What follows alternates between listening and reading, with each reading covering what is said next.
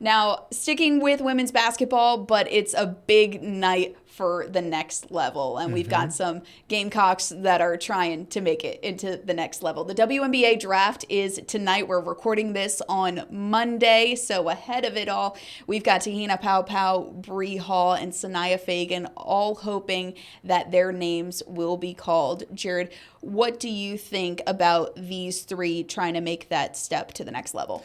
I'm really excited to see these three go on to that next level, especially for Paopao. I just love her journey, how, she was with Oregon, found a home at South Carolina, and I think she is pro ready. She shoots like a pro. We've seen that for sure. I think she can kind of bring that point guard, combo guard style that a lot of teams playing this positionless basketball would love to have her at any spot. As far as Feagin and Bree Hall, I've seen... you look at all the mocks and see where Feagin can go. I've seen some projecting her to the Aces. We don't know if that's going to happen, but I know that would be an incredible opportunity for sure for her to play under A'ja Wilson. But wherever she goes, I like Feagin as a big in this draft. I think she's one of the best bigs in the draft, and I think she definitely, her rookie season, I think she can provide a spark off the bench. And as far as Bree Hall, we'll see where she goes. Didn't get an invite to the draft, but 3-and-D, that's what she brings. And in today's era of basketball, I find it hard to believe that if she doesn't put in the work, she won't find a team. I think she definitely can. Absolutely. And I think all three have something to offer at the next level. I don't look at any of them and say, I don't know if they're ready. I don't know if they have what it takes. I think they each have something to bring. Obviously, you would probably, if you're ranking that three of most likely versus... I don't even want to say least likely because I think they all could find a spot, but I think Te-Hina Paopao is probably at the top of that list. She's Agreed. been the bigger name, more flashy in terms of the threes, especially not this past season, but the season before that. But I really like the position that Sania Feagin is in heading into this turn. I think she had a fantastic senior year, and from talking to her in the locker rooms and stuff like that, she's just such a nice person, and it does make you root for her. But I really do like the way she has developed both in her game, but also in her leadership. She wanted to take that step up in her game for her senior year, and she worked for it, and she landed it, and she succeeded at it, and she became...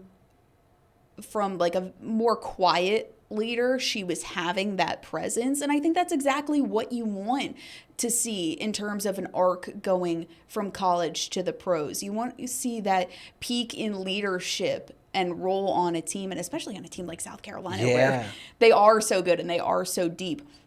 So I like where she is sitting heading into tonight. And obviously Bree, she's a star in her own right. She's got the personality, she's got the flash.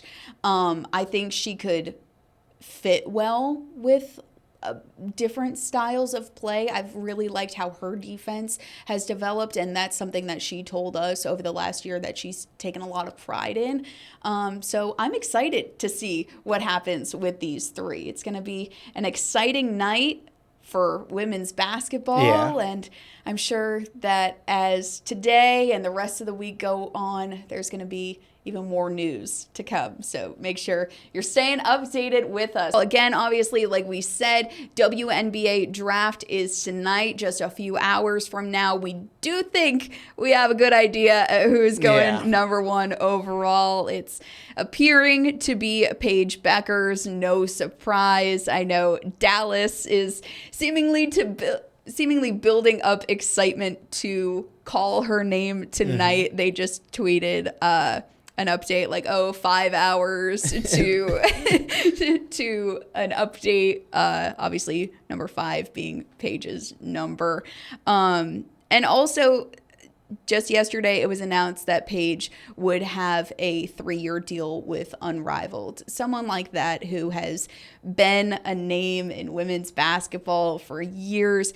How does getting that little bit of extra viewing and spotlight help the sport of women's basketball? Well, I definitely think it shows how big of a brand that Paige has, but not just that. It shows the potential for brand building for all women's basketball stars. The fact that Paige is doing this, that before she even signs a WNBA contract, she's signing an unrivaled contract. The hype that Dallas is building up. We saw their general manager going crazy when they got the number 1 pick.